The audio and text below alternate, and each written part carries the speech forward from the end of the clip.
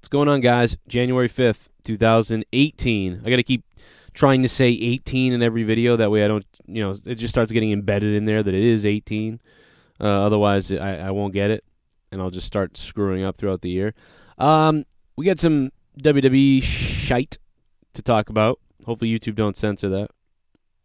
But before we talk about the WWE stuff real quick, remember tonight, monetize this episode 143. 143. Ken gave me a good idea earlier, and so I kind of mutated it and turned it into this. Tonight, who is worse for YouTube? Logan Paul or Keemstar? On Monetize This, we're going to find that out in a subplot that's going to happen tonight. Who is worse? Which one of these fuckers is worse? Well, there goes the monetization. There's a Twitter poll up about it as well. But tonight, 11 p.m. Eastern Time, right here on the Joe Cronin Show, Monetize This, episode 143. Tommy NC 2010 has something very important he wants to say or expose, I suppose, tonight. We'll see what that is. But on to wrestling talk. It was previously announced by the arena that Fastlane is taking place at. WWE Champion AJ Styles versus Randy Orton versus Shinsuke Nakamura versus Kevin Owens versus Sami Zayn with the title on the line. No word yet on if that match will actually take place, but that is the leaked out match that we've all been kind of speaking of. It's almost like another Elimination Chamber style type of thing. So we'll see what happens.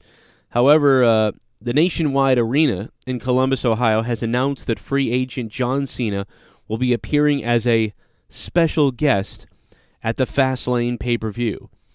Now, will this have some sort of implication on WrestleMania when John Cena is a special guest at the Fastlane pay-per-view? What could this mean?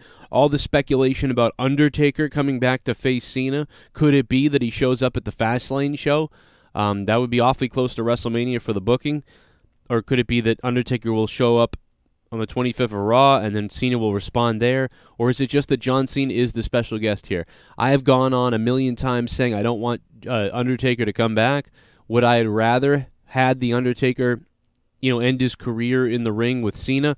Probably, because WWE sees Roman as the next guy. We all know how hard Roman has been pushed by the WWE. And that being said, we always thought that Brock Lesnar was going to be that big match for Roman. Brock Lesnar was going to be the guy who passes the torch. Not that I want that to happen at all, because I don't agree with it, really. But we always thought that it was going to be Brock Lesnar's first loss ever to a current roster participant. Because we know... Who's that? Well, because we know that Brock Lesnar has sort of lost to The Undertaker, and he's lost, Brock Lesnar's lost to Goldberg. So we always thought that a loss to one of the current wrestlers on the roster would happen eventually, and that would be a big deal, right? Because sure, Lesnar's given up one to Goldberg, given up one controversial one to The Undertaker, but he's never lost a match against a new comer, a new wrestler, like Owens or, Roman Reigns or somebody like that. So you would think that Brock Lesnar would be due to lose a match against one of the younger talents who's one of the current mainstays on the company right now. And you would think that they would probably do that against a Braun Strowman or a Roman Reigns. And all the evidence obviously has been surrounding Roman Reigns as they continue the most epic, ridiculous push in all of wrestling history, I believe. That's been behind Roman Reigns. And I told you I wanted to make a video on this, and I still have to do that, because I really think it would be great to look at all the ways Roman Reigns was pushed. Like, not pushed like Steve Austin, not pushed like The Rock, not pushed like any of those other natural talents that would develop in the WWE in the past, but artificially pushed by the WWE. And an example of that is The Rock holding up his hand and looking around at the crowd like, don't you like him now? Daniel Bryan even losing to him. Vince McMahon having to show up to do an angle with him.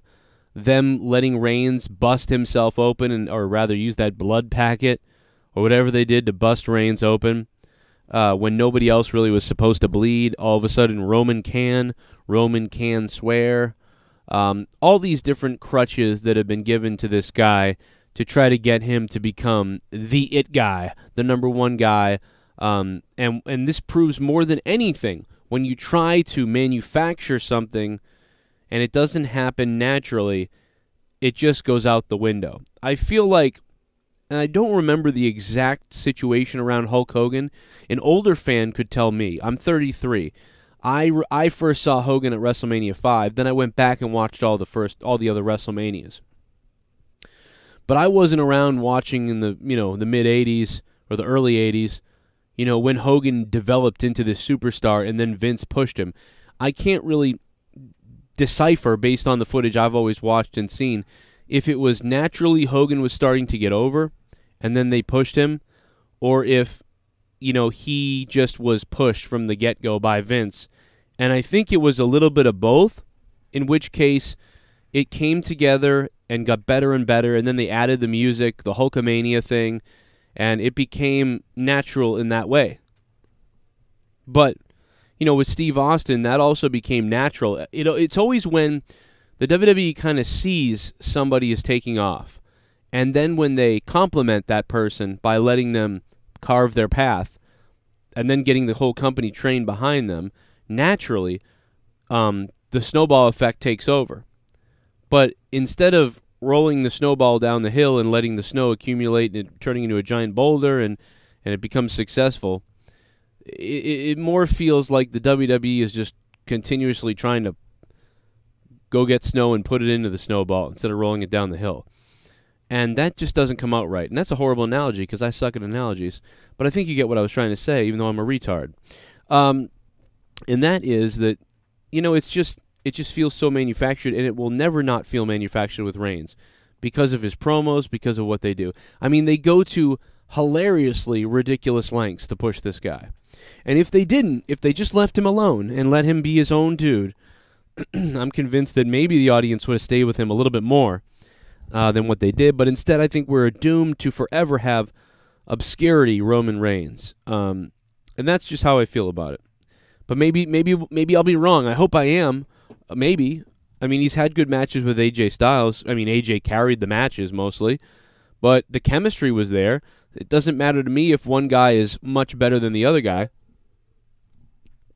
What matters to me is if the chemistry makes me... I'd watch Reigns versus AJ again. It's just infuriating that, Reigns is going to win every time. That's the thing that's sad, But anyway, yeah, John Cena's going to be special guest. Who cares? I don't know. Bayley talks about having a past obsession with a obsession with a past and current Raw star. Oh, that's great. So these are the type of news reports that come out. She says, I loved The Rock, Bayley confesses. He was my favorite for a long time. And then the Hardys and Lita got together. Why are these wrestlers doing this? I understand that you guys, some people have gotten on me like, oh, who cares, Joe? They're allowed to like wrestlers. They're allowed to talk about who they like. Everybody's always done it and stuff. Have they really? Have they really always done this? I want these people to become superstars. I want them to be wrestlers. Bayley and everybody else was more of a superstar in NXT. On the main roster, these people come out, they have horrible things to say because of the writing. The writing on Raw is shit. The writing on Raw is shit. So they have shit to say, shit to connect with. They have music and a look, and then that's it. Because WWE writes them like shit. And I know it's WWE's fault because NXT doesn't do this. NXT, they were fine. So I know it's the main roster. I know it's the WWE main roster that just doesn't give a shit about these people. And then I have to listen to these same people in interviews talk about how they love Stone Cold or love The Rock or loved what used to happen. Well, guess what? Me fucking too. You know what I don't love? What you're doing. You know what I don't love? What's happening now? So keep talking about The Rock and how you loved him and you drooled over him. Sasha Banks can keep tweeting about how she's hanging out with Stone Cold Steve Austin. But if only you were a fucking shred of what that fucking guy was when he was on the main roster. Maybe these fuckers need to go in the back and slap Vince McMahon over the fucking head and say, you know what, Vince? Why don't you fucking take me seriously and let's have some fucking scripts that make sense? Why don't you let me go out there and not speak like a goddamn robot? And you know something? If it's this talent's fault, if the talent can't somehow speak without a script that's in front of them, a complete typed out script that they have to memorize, then slap the talent in the face and say, you know what, you suck. But you know something? Triple H and whoever was working down in NXT seemed to get it right. So how did they get it right? How did they work to Sasha Banks' strengths to make her seem like the boss? How did WWE NXT do such a good job that 30-year-old Joe Cronin went out and bought a goddamn Sasha Banks t-shirt? How the fuck did you get a 30-something-year-old man to go out and buy a female's t-shirt that literally says Banks and Boss on it with gold shades? Why do I have that shirt? Why did I wear that shirt out? I wore that shirt out proudly. What is someone going to say something to me? Oh, isn't that a girl wrestler? Or you like wrestling and you like a girl wrestler? I don't give a shit if someone says that. I'll punch him in the fucking face. But right now, I don't want to buy anything that Sasha Banks is selling. I don't want to buy anything from her. And I don't know why. I don't know if it's because she hates fans coming up to her at the airports. I don't know if it's because she's related to Snoop Dogg. I don't know if it's because everything she does sucks and they take her belt away every time she gets it anyway. I don't know if it's because they really haven't put on a match that they've put on in NXT. I don't know if she just doesn't have the same awesome presence that she had in NXT, but I do know one thing. There's a commonality here among many of the wrestlers on the main roster. So it all comes down to Vince, and it all comes down to the decision makers of the main roster. Good for you, Bayley. You liked The Rock. Good for you, Sasha. You liked fucking Stone Cold Steve Austin. Well, I like him too, and guess what? From what I'm seeing out of this fucking company in WWE, there'll never be another one. My name is Joe Cronin, and I'll see you tonight on Monetize This at 11 p.m. Eastern Time, U.S. Bring the beer, you fucks.